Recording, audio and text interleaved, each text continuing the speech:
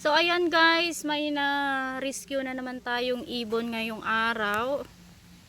Ayan oh, napakagandang ibon. So yan, binigay sa atin kanina ng aking pinsan. Dinala niya dito, na-rescue daw niya.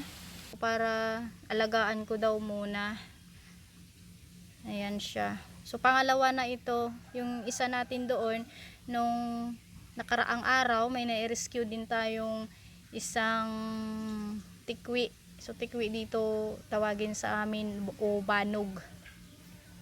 So ayan, so pangalawa na siya. Siguro guys dahil sa naiputol yung malaking kahoy dun sa may baba.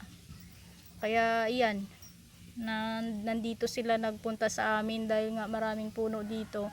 So yan, iwan ko ba guys kung bakit may damage ang kanyang paa at ang kanyang pakpak. So ayan, papakita ko sa inyo yung damage ng paa niya.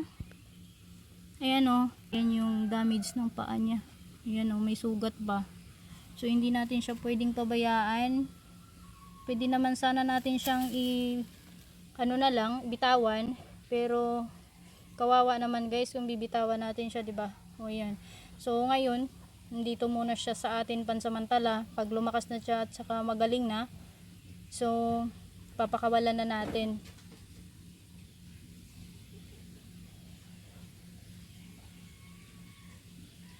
Kawawa naman tong ibon na to. So sana gumaling na to at saka makakalipad na.